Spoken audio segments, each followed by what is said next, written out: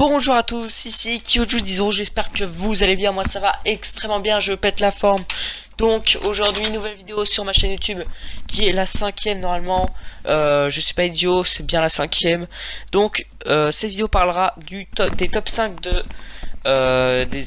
mes arcs préférés dans One Piece, donc c'est un top 5 personnel, donc je vous prie de le respecter. Et si vous n'êtes pas d'accord avec moi, vous mettez dans les commentaires votre propre top 5, ça fera extrêmement plaisir de les lire. Et je mettrai un petit cœur pour vous dire que je l'ai lu.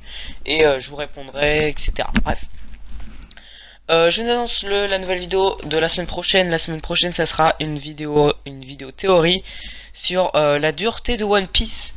Je vous donnerai des explications pourquoi. Voilà, donc ça parlera de combien de temps ça va encore durer One Piece. Parce qu'il y en a plein qui disent ouais, c'est bientôt terminé et tout. Bref. Je vous remercie aussi pour la dernière théorie sur Monkey Dragon. On atteint les 125 vues, donc merci beaucoup les gars, ça fait extrêmement plaisir. 125 vues, c'est énorme pour un début. Voilà, c'est vraiment mon début, ça fait qu'un mois que je fais des vidéos. Et j'ai déjà 125 vues sur une vidéo, merci beaucoup les gars, merci beaucoup.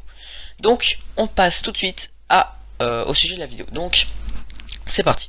Donc, numéro 5, Whole Cake Island. Whole Cake Island, c'est sur cet arc qu'on a découvert la famille de Sanji et son passé avec cette famille. Donc c'est le Germain 66.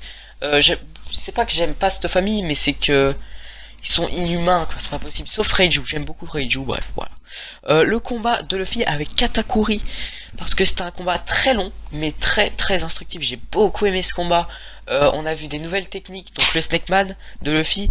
Il a pu développer son acquis de l'observation, je trouvais plus le nom, désolé.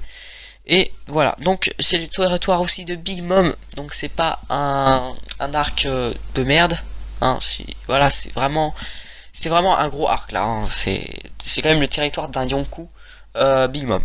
Ensuite, il y a les nouvelles primes, donc la prime de Luffy qui s'élève à 1,5 milliard de berries et celle de Sanji à 330 millions de berries. Il a dépassé Zoro, mais je pense que Zoro va le dépasser très rapidement, ne vous inquiétez pas, il va le dépasser très rapidement, ça j'en doute pas. Et aussi il y a l'arrivée de Jinbei dans l'équipage de Chapeau de Paille, que on va revoir sur Wano Kuni parce qu'elle a décidé de rester avec son équipage pour pouvoir laisser l'équipage de Chapeau de Paille s'échapper du territoire de Big Mom qui n'était pas donné. Voilà, ensuite on passe au numéro 4 qui est Whiter 7 et Enies Ruby en même temps. J'ai mis le même arc, bon, vous m'en voudrez pas, voilà, pour moi c'est la même chose. Donc il y a le combat entre le CP9 que j'ai beaucoup aimé parce que bon, voilà, c'était du 1 contre 1 pour tout l'équipage.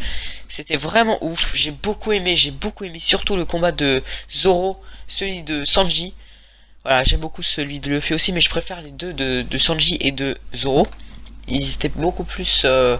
j'ai beaucoup mieux aimé quand même, il y avait plus de techniques et tout, c'était bien. Et voilà. Le mystère de Pluton, enfin c'est pas le mystère de Pluton, mais c'est qu'on a eu des indices sur Pluton, donc on sait maintenant qu'il y a des plans pour créer cette arme antique. Il y a la fin du Vogue Mary, voilà, quand il a été brûlé, c'est sur cet arc, enfin c'est juste après l'arc. Et c'était très émouvant, moi j'ai pleuré, hein, je m'en souviens, j'ai pleuré sur ce moment, c'était quand même le Vogue Mary les gars, c'était quand même le Vogue Mary.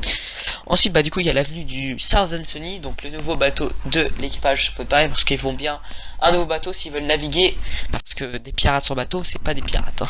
Je vous le dis direct. Il y a l'avenue, non pas l'avenue Fei, qu'est-ce que je raconte, je l'ai déjà dit. Le Gear Second et le Gear Third de Luffy, voilà, donc c'est à ce moment-là qu'on a découvert ces nouvelles techniques, le Gear Third et le Gear Second, très bonne technique, et le Monster Point de Chopper, très puissant, très puissant. Numéro 3, Marineford, donc il y a eu un nombre de combats incroyable sur cet arc, il y avait que du combat en fait, c'était pendant 60 épisodes, c'était du combat, il y a eu un peu l'histoire de Sabo, Ace et Luffy, voilà, qui était une très bonne histoire aussi. On a découvert les personnages de Barbe Blanche, Barbe Noire et Shanks. Bon, Barbe Noire on l'a vu un peu avant, Shanks aussi, mais pas Barbe Blanche, on l'a vu juste un tout petit moment, bref. Voilà. Ensuite, il y a eu les 3 amiraux, très puissants les amiraux. Le Haki des rois de Luffy, qui a encore apparu à ce moment-là. Ivankov, un très bon personnage, parce qu'il fait partie de l'armée des révolutionnaires. Je le trouve trop drôle. Et la mort de Ace, qui est beaucoup moins drôle par contre. La mort de Ace, plus important sur cet arc. Numéro 2, Alabasta. Alabasta, c'est un arc. J'arrive pas à l'oublier cet arc, j'y pense toujours cet arc, c'est trop bien. Déjà il y a Crocodile, le premier Shichibukai que l'équipage de Chapeau de Paille rencontre. Le combat de l'équipage, donc Zoro, Luffy, Sanji, Nami et tout. Nami qui m'a impressionné sur cet arc. Les poneglyphes, l'arrivée de Robin dans l'équipage de Chapeau de Paille, Mister Two, très bon personnage, on aime tous. Le mystère de Pluton qui vient tout, enfin c'est à cet endroit-là qu'on apprend Pluton, et le personnage de Vivi. Numéro 1 les gars, mon préféré arc, pour moi c'est le meilleur arc de One Piece. C'est Upper Yard ou Skypiea comme vous voulez, je m'en fous, vous l'appelez ça comme vous voulez. Donc dans ce que je préfère dans cet arc, c'est Ener. Ce personnage il est trop charismatique les gars. Ener, il a mangé le gars de la foudre. Le mec c'est Zeus quoi. Le mec c'est Zeus. Calme. Le mec c'est bon bref, le fil est en caoutchouc, du coup il craint rien à la foudre, mais il y a des théories qui disent ouais il aurait pu fondre le caoutchouc et tout. Bref, c'est pas grave, c'est pas grave. Il y a les 4 prélats, des personnages aussi que j'aime pas, mais j'ai bien aimé leur combat contre l'équipage.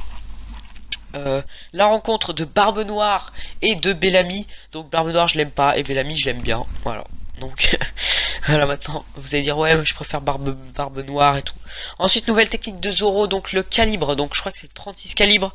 Et l'île est magnifique et les indices de Goldie Roger.